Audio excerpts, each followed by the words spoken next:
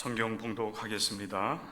오늘 우리에게 주시는 하나님의 말씀 마태복음 28장 19절 20절 말씀입니다. 마태복음 28장 19절 20절 두 절의 말씀 제가 봉독해 드립니다. 그러므로 너희는 가서 모든 민족을 제자로 삼아 아버지와 아들과 성령의 이름으로 세례를 베풀고 내가 너희에게 분부한 모든 것을 가르쳐 지키게 하라. 볼지어다 내가 세상 끝날까지 너희와 항상 함께 있으리라 하시니라. 이는 살아계신 하나님의 말씀입니다. 아멘. 며칠 전에 우리 대한민국에 아주 기쁜 소식이 들려왔습니다. 아시는 분들은 다 아실 이야기인데 우리 대한민국에 한 작가가 있습니다. 성은 한씨이고 이름은 강입니다. 그래서 한강입니다. 한강. 성함이 한강이에요. 이 한강이라고 하는 소설을 쓰는 분이 있는데 이분이 노벨 문학상을 이제 받게 됩니다. 앞으로 이제 받게 될 터인데 심사위원들이 대한민국의 한강이라고 하는 이 소설가 작가를 2024년도 노벨 문학상 수상자로 정했다 하는 것입니다. 그게 큰 소식이 되겠느냐 이렇게 생각할 분도 계시겠지만 문학으로 노벨 문학상을 받았다라고 하는 것은 그만큼 우리 대한민국의 이 문화의 수준이 만큼 이렇게 올라가 있다는 이야기가 되는 것입니다. 이 문학상을 받으려고 하면은 글도 잘 써야 되지만 사실은 나라의 국격이 경제라든지 정치라든지 모든 면들이 좀 이렇게 많이 올라가 있어야 돼요. 그래야만 우리나라의 어떤 문학을 하는 사람들, 시인이든 소설가든 이런 사람들이 이제 그 여러 나라, 여러 국민들로부터 인정을 받을 수 있게 되는 것입니다. 그동안 이때쯤 되면은 우리나라에서도 이제 좋은 시인이 있고 또 좋은 소설을 쓰는 분들이 있기 때문에 혹여나 이제 올해에는 우리 대한민국에서도 대한민국 문학인들 가운데 노벨 문학상을 받지 않겠나 이렇게 많이 사실은 기다려왔습니다. 근데 드디어 2024년도에 이렇게 아주 기쁜 소식이 우리에게 들려지게 된 것입니다. 우리 대한민국 사람들뿐만 아니라 전 세계인들이 이제 우리 대한민국의 그 한강이라고 하는 작가의 작품에 대해서 많은 관심을 갖고 있습니다. 아마 대부분 사람들은 삶이 바쁘기 때문에 시나 소설이나 이런 수필이라든지 이런 문학에 대해서 큰 관심을 갖지 못할 수도 있어요. 그렇기 때문에 오늘 자리에 계신 우리들 가운데 한강이라고 하는 이 시인이자 소설가인 이분을 저 압니다. 그분의 작품을 읽어봤습니다. 또 그분의 작품은 이런 것입니다라고 이렇게 말할 수 있는 사람은 아마 몇몇 되지 않겠나 이렇게 생각이 됩니다. 또 연세가 많으신 분들은 더 그럴 수도 있고 젊은 사람들 가운데서도 이쪽 분야에 대해서 관심이 없으면 아마 모를 거예요. 저도 마찬가지입니다. 이제 최근에 이분이 이제 문학상을 받게 된다고 하는 소식을 들으면서 그분의 이름 또 그분의 작품에 대한 이야기들을 이제 종종 귀담아 듣게 되는데 이분의 이름을 알게 된 것 저도 수년 전에 불과합니다. 노벨 문학상은 아니지만은 이제 세계 문학인들에게 이제 주는 어느 상을 받았다라고 하는 이야기가 최근에 이제 들려왔었는데 드디어 이제 노벨 문학상까지 이제 수상을 하게 되는 것입니다. 이분은 그 시인이자 소설가인데 우리 민족의 아픔을 이제 이해하고 또 아픔을 치유하고자 하는 그런 노력을 굉장히 많이 한 것 같아요. 시와 소설을 통해서 이제 그런 역할들을 이분이 이제 하고 있습니다. 소설은 아직 저도 이제 이렇게 구입을 못했기 때문에 읽어보지 못했어요. 근데 이제 이 소식을 들으면서 제일 먼저 드는 생각이 이거 빨리 주문을 해야 되겠다. 근데 지금 아마 난리가 났을 겁니다. 서점이든 뭐 인터넷 서점이든지 간에 이분의 이 작품, 시집이라든지 소설을 구하기 위해서 아마 굉장히 많은 사람들이 접속을 하고 있을 것 같아요.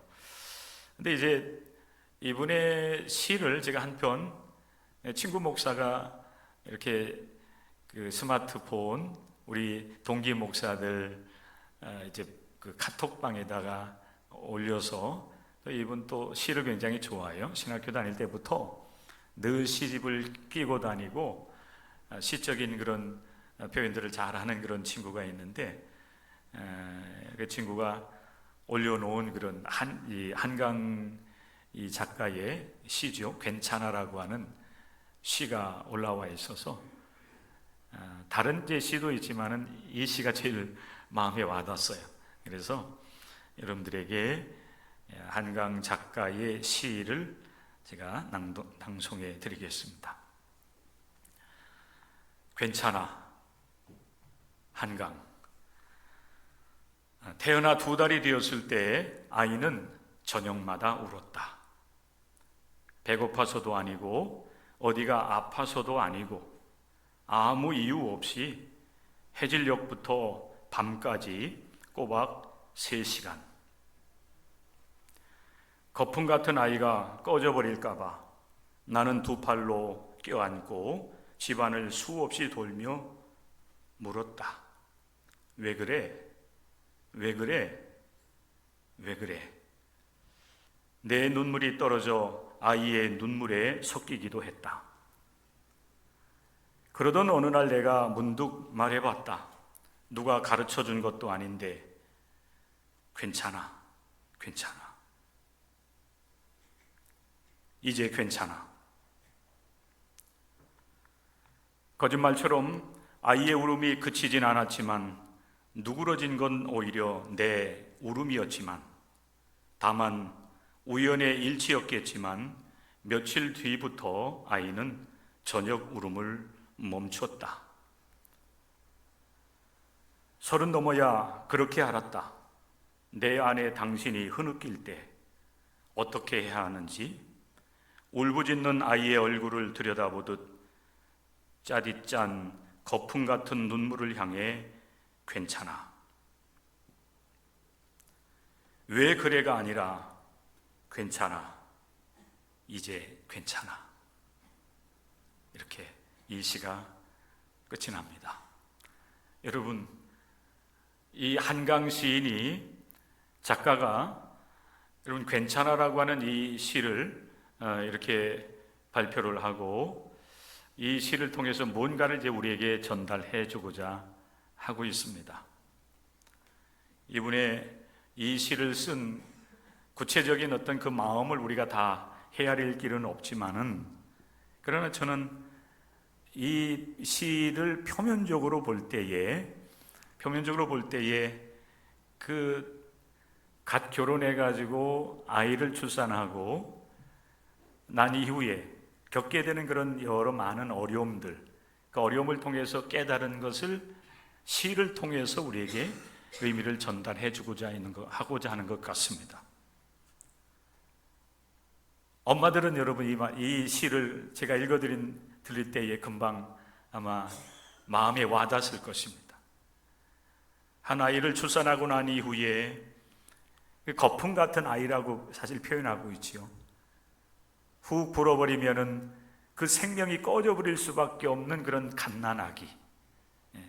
누군가가 보호해주지 않으면은 어디서 그 생명을 유지할 수도 없는 그런 거품 같은 아이, 그 아이가 꺼져갈 것 같아서 안타까워하면서 이유 없이 그렇게 밤이 되면 울고 있는 아이를 껴안고서 왜 그러냐고 그렇게 묻고 있는 엄마의 그 마음을 우리가 헤아릴 수 있게 됩니다. 그러다가 어느 날 아이에게 누가 가르쳐주지도 않은데도 불구하고 왜 그러냐고, 왜 도대체 우느냐고, 뭐가 부족하냐고 그렇게 말하지도 못하는 아기에게 말하던 이 엄마가 한 말이 왜 그렇게 묻기보다 괜찮다고, 이제 괜찮다고. 물론 여러분, 아이가 그 괜찮다라고 하는 말 때문에 그 아이의 어떤 불편함이라든지 그 아픔이 해소된 것은 아닐 거예요. 그럼에도 불구하고 엄마의 안타까운 가운데에 그 아이를 위로하고 있는 그 괜찮아, 이제 괜찮아질 거야 라고 하는 그 말에 우연이겠지만은, 그랬어요. 우연의 일치겠지만은 며칠 뒤부터 아이의 저녁 울음이 멈추게 되었다라고 하는 자기 경험적인 그 시라고 볼 수가 있습니다. 30이 넘어서야 알게 되었다는 겁니다. 내 안에 당신이 흐느낄 때, 여기서 이 당신이라고 하는 것은 아마 여기 여러 의미가 담겨져 있을 거예요. 아이가 어렸을 때는 아이일 수도 있어요. 또 나 자신일 수도 있습니다. 우리는 인생을 살아가면서 많은 그런 인생의 문제들을 만나지요. 그것이 때로는 나를 아프게 하고 나에게 상처가 되기도 하고, 그런 문제 때문에 삶의 의욕을 잃어버리는 그런 순간들을 만날 수가 있습니다. 내 안에 당신이 흐느낄 때 어떻게 해야 되는지 이 시인은 아이를 여러분 이렇게 출산해서 양육하는 과정 속에서 깨달았다는 겁니다. 울부짖는 아이의 얼굴을 들여다보듯 짜디짠 거품 같은 눈물을 향해 괜찮아, 왜 그래가 아니라 괜찮아, 이제 괜찮아. 저는 이 시를 이렇게 옮길 때는 별게 마음에 와닿지가 않았는데, 와닿긴 했어요. 와닿긴 했는데, 제가 이 9시 예배 때 이 시를 낭송하는데 어머니의 마음이 확 와닿았어요. 이 아이의 그 아픔이 어디 있는지 그걸 알지 못하는, 그것도 이제 어찌 보면은 갓 결혼해 가지고 이제 신혼일 지나면서 아이를 잉태하고 아이를 어떻게 양육해야 되는지 모르는 가운데 이제 아이가 밤이 되면은 그냥 계속 쉬지 않고 울어대는 그 안타까움 속에서 왜 그래 느껴지지 않아요. 안절부절하지 못하고 같이 우는 거죠.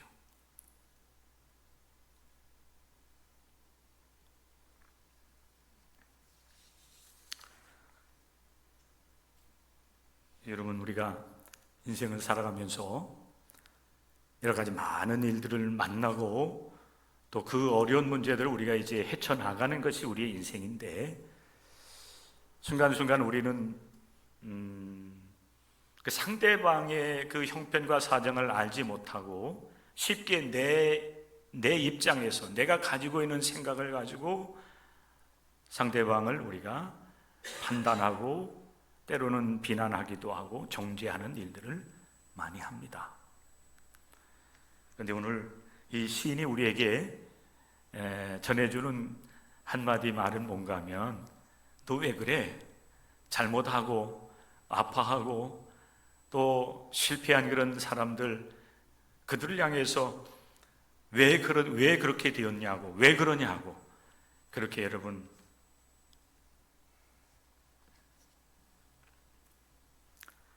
판단하고 비난하기보다 이 시인이 우리 예수님의 마음을 그대로 이렇게 잘 전달해 주는 것 같아요. 왜 그러냐고 판단하고 책망하고 비난하고 정죄하기보다는 그를 위로하고 그를 격려해 주는 한마디 말이 사람을 살리는 것입니다. 괜찮아. 옆에 있는 분들한테 그 말이 여러분들에게 이렇게 좀 마음에서 우러나오는 그런 말이 되었으면 좋겠어요. 여러분의 부모님들 괜찮아요, 어머니. 괜찮아요, 아버님. 또 남편에게, 아내에게, 또 여러분의 자녀들에게. 교회에 오면은 여러분, 우리가 이 힘든 인생길을 살다가 그래도 하나님 앞에 나와서 위로받고 하나님의 뜻 안에서 삶을 살아가기를 원하는 성도들을 볼 때마다 지난주 왜 안 왔어? 라고 묻기보다는 어디 불편한 데 있었냐고 물어보고, 그리고 그를 오히려 위로해주고 더 격려해서 스스로 하나님 앞에 설 수 있도록 해주는 그런 언어. 괜찮아, 이제 괜찮아, 이렇게 여러분들이 말해줄 수 있는 성숙한 신앙인들이 되었으면 좋겠습니다. 세계 많은 사람들이 우리 대한민국의 이런 좋은 시인이자 소설가를 인정해 주면서 최고의 상을 여러분 주는 거 아니겠습니까? 그만큼 우리나라에 이런 문화 또 모든 그 수준들이 이렇게 올라가 있는데, 우리나라 정치도 좀 성숙해졌으면 좋겠고, 특별히 우리 교회가 성숙해졌으면 좋겠어요.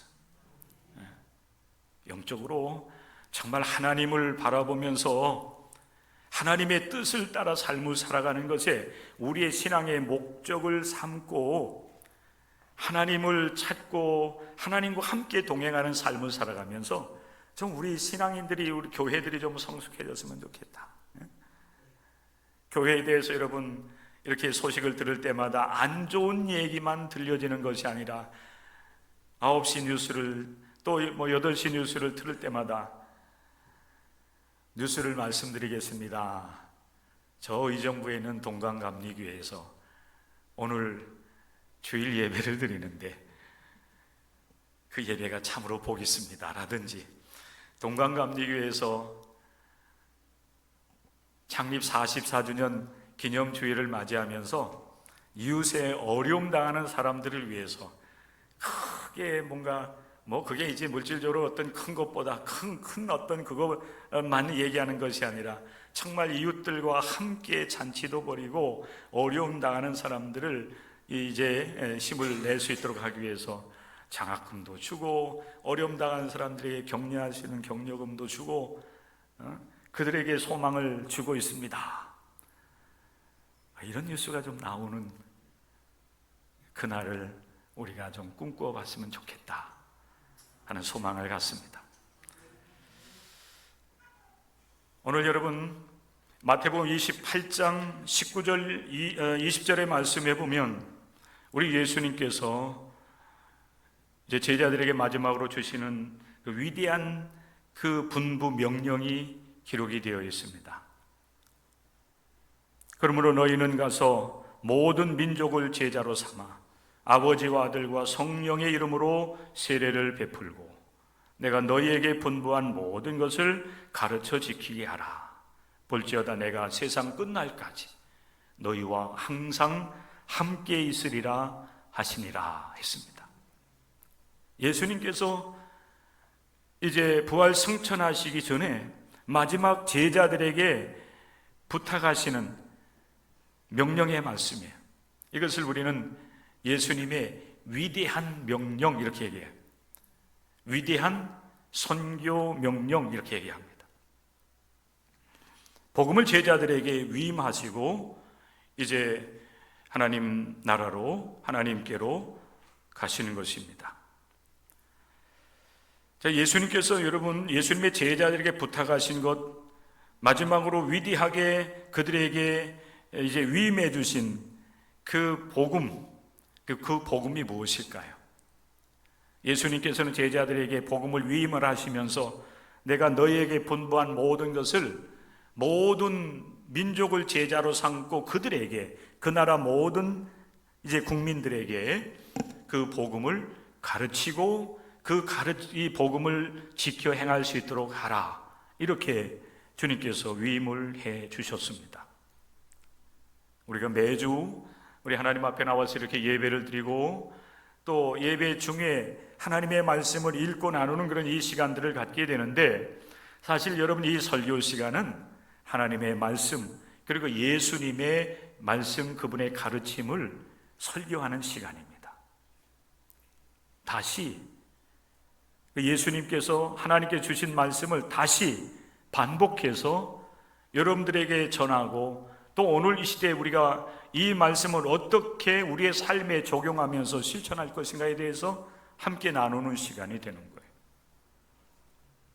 거예요. 오늘날 사실 설교 시간에 하나님의 말씀과 예수 그리스도의 말씀이 직접적으로 이렇게 선포되는 시간들은 많지는 않아요. 교회가 뭔가를 하고자 하는 이제 교회의 어떤 사업이라든지 또 우리의 인생에 대한 이제 여러 가지 이야기를 나누다 보니까 실제적으로 하나님께서 이스라엘 백성들에 주셨던 모세 오경의 말씀이라든지 또 그리고 선지자들 통해서 하나님께서 이제 죄악된 길로 가는 백성들 향해서 책망하시면서 너희는 이렇게 올바르게 살아가야 된다라고 주시는 그 하나님의 직접적인 말씀들이 선포되는 시간들은 많지 않아요. 또 예수님께서 이 세상에 오셔서 하나님 나라 백성으로서 우리가 삶을 살아가려고 하면은 우리가 지켜나가야 될 하나님의 말씀을 선포하는 시간도 많지 않아요. 그런데 우리가 사실은 이제 수개월 동안 우리 교회는 예수님의 말씀에 우리가 이렇게 좀 같이 주일마다 조금씩 말씀을 나눴어요. 그게 마태복음 5장부터 7장에 나와 있는 산상수훈의 말씀입니다. 예수님께서 제자들에게 너희는 하늘 백성으로, 하나님 백성으로서 이렇게 살아가야 된다. 하나님 백성으로서 이렇게 살아가야 된다. 이것이 제자로서의 삶을 살아가는 것이라고 예수님께서 말씀을 하셨어요. 그 말씀들을 보면 사실 오늘날 우리 이 기독교인들조차도 생각하지 못하는 그런 말씀들이 많이 기록이 되어 있어요. 우리는 그 말씀을 늘 가르침받고 묵상하고 그 말씀을 따라서 하나님의 뜻을 이루어 드리려고 애를 써야 되는데 사실 우리는 그 말씀에 별 관심이 없어요.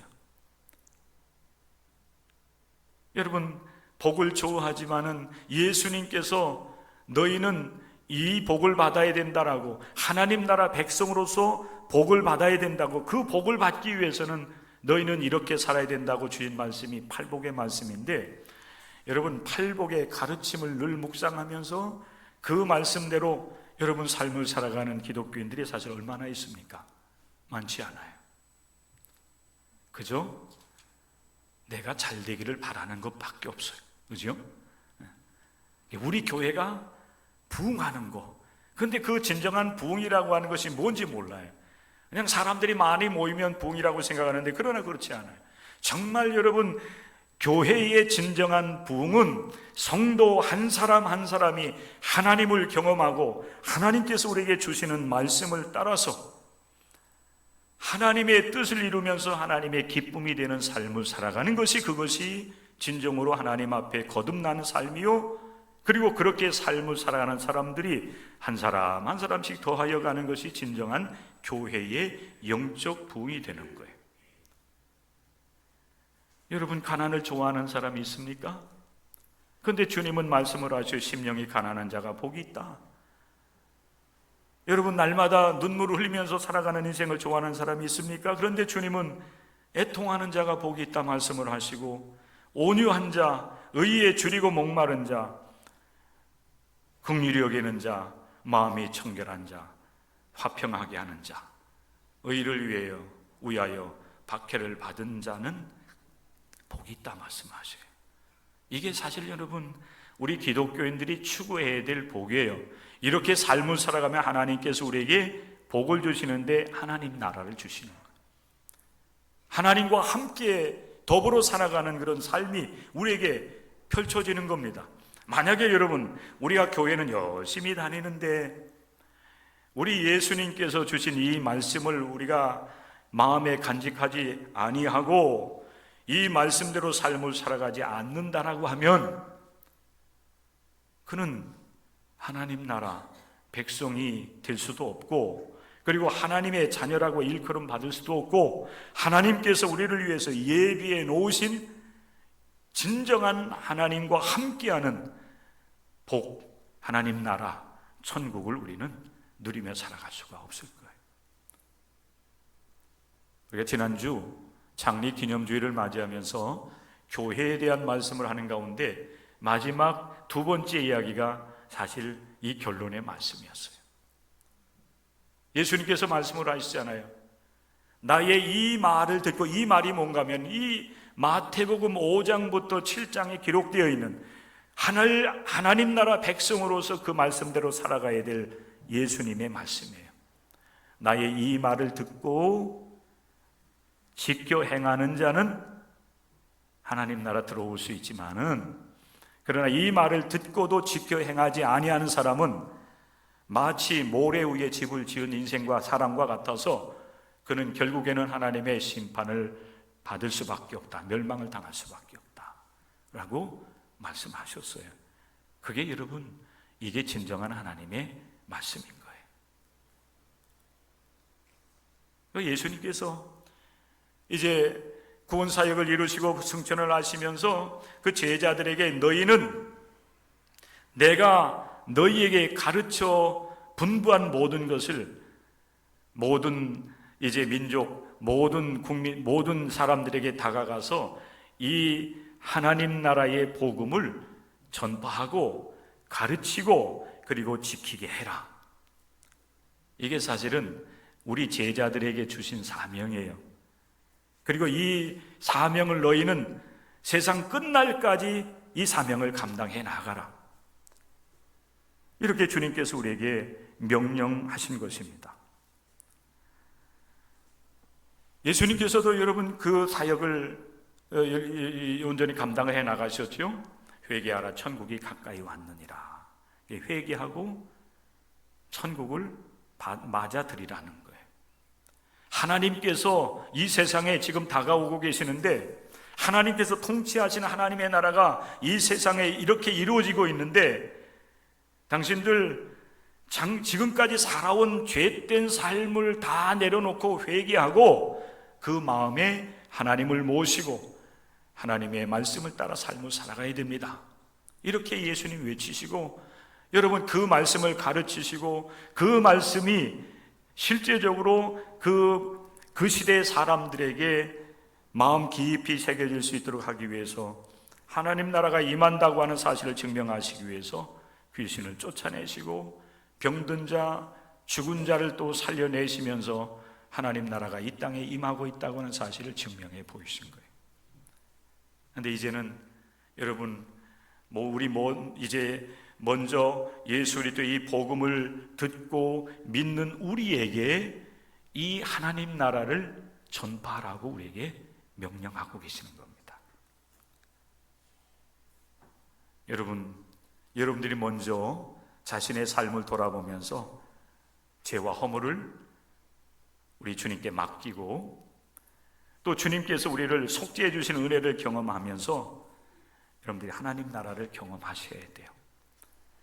우리가 이 믿음의 길을 걸어가면서 하나님과 함께하는 그 삶의 은혜가 무엇인지, 속죄함의 은혜가 무엇인지, 그리고 그 은혜를 경험하게 되었을 때 우리에게 임하는 그 하나님께 주시는 진정한 평안함, 하나님이 우리의 인생의 주인이 되심을 고백하며 그분의 뜻대로 삶을 살아가는 사람이 우리가 돼야 되는 겁니다. 그래야만 비로소 우리는 세상을 향해서 회개하라고 외치고, 그리고 하나님의 나라가 임하였으니 예수님을 믿으라고 증언할 수 있는 사람들이 될 수가 있는 것입니다. 사도행전 16장 31절의 말씀에 보면 이 사실을 사도 바울은 아주 간단하게 이렇게 여러분 정리해서 외치고 있어요. 아시는 분 계실까요? 주 예수를 믿으라. 그리하면 너와 네 집이 구원을 받으리라. 예수님께서 많은 말씀들을 주시고 하나님 나라를 이 땅에 허락해 주시면서 이제 이 복음을 전하라 제자들에게 부탁하셨는데, 전도자 바울은 복음을 전하는 과정 속에서 그 복음이 무엇인가, 내가 전해야 될 핵심이 무엇인가를 이 말씀으로 요약을 한 거예요. 예수를 믿으십시오. 하나님 나라가 예수님과 함께 이 세상에 임하였습니다. 예수 믿으면 죄 사함 받고 하나님의 자녀요 백성이 됩니다. 영원한 하나님 나라를 누릴 수가 있습니다. 영생을 얻습니다. 예수 그리스도를 믿으십시오. 이렇게 바울은 외친 것입니다. 여러분, 예수님의 이 위대한 명령을 받았던 예수님의 제자들은 이 말씀에 순종했습니다. 처음 교회가 예수님의 이 말씀에 순종해서 예수님을 전하기 시작했어요. 그래서 예루살렘에서 온 유다로, 유다에서 이제 이방 지역인 사마리아로, 그 사마리아에서 그 복음이 유럽으로, 그렇죠? 그리고 유럽에서 로마로, 로마에서 유럽 대륙과 그리고 아주 해적의 나라였던 영국으로 이 복음이 들어가면서 영국이 회개하고 돌아온 거예요. 해적의 나라에서 복음의 나라가 된 겁니다. 그 나라에서 우리 위대한 감리교 창시자인 존 웨슬리 목사님도 나온 거예요. 그리고 그 복음이 선교사들, 이 위대한 명령에 순종하는 복음 전도자들이 이제 유럽에서, 이제 영국에서, 유럽에서 아메리카 대륙으로, 그렇죠? 미국으로, 미국에서 선교사들이 또 복음을 들고서 우리 대한민국으로 이 땅에 들어왔어요. 지금으로부터 140년 전에. 우리가 여러분 이렇게 예수 그리스도를 믿고 하나님의 백성으로 삶을 살아가면서 거룩한 주일 이 시간에 이렇게 나와서 예배 드릴 수 있는 것은 복음을 전하라고 하는 주님의 말씀에 순종한 사람들이 있었기 때문에 우리가 있는 것입니다. 누군가 여러분들에게 복음을 전해줬을 거예요. 그분들에 대한 감사하는 마음을 여러분들이 가질 수 있기를 바라고요. 여러분들에게 전해진 이 복음이 여러분들에게서 이제는 또 누구에겐가로 전해질 수 있어야 돼요. 그렇게 하라고 우리 주님께서 오늘 이 마태복음 28장 19절과 20절을 통해서 우리에게 말씀을 해주는 것입니다. 엄마들이 한 생명을 여러분 태중에 잉태를 하게 되면 몇 달을 여러분 그 태에서 어린 생명을 여러분 양육하는지 아십니까? 아세요?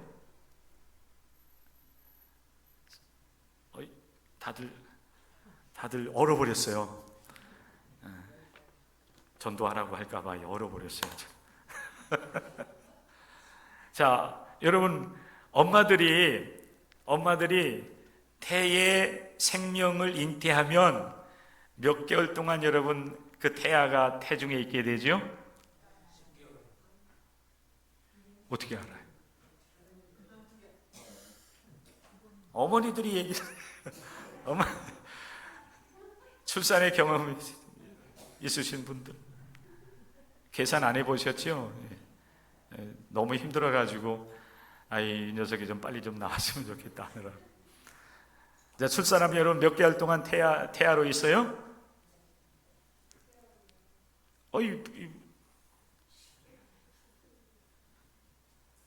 좀 대답 좀 해주세요. 몇 개월 동안? 애기 안 낳아본 저도 아는데 애기를 낳아보신데 아신 분들이 뭐 대답도 안 하시고 삐지셨나? 왜 그러세요? 나강석 장로님만 아시는 것 같아 보니까. 아내를 사랑하지요? 네. 아내를 사랑하기 때문에 요한이하고 성은이를 잉태했을 때 10개월 동안 잘 해드렸죠? 아내를 사랑하신다며.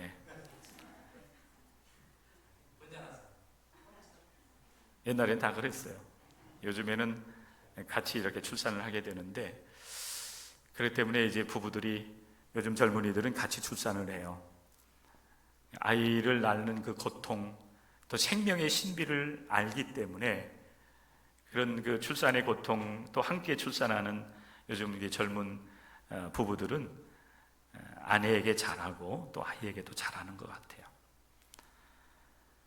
마찬가지로 여러분, 우리가 누군가의 영혼을 여러분 하나님께로 인도하는 역할을 감당하려고 하면 사실 많은 수고가 따라요. 그렇게 하기 위해서 우리는 한 영혼을 하나님께로 인도하고 복음을 전하는 일을 하기 위해서 전도 대상자를 작정하게 되어 있어요.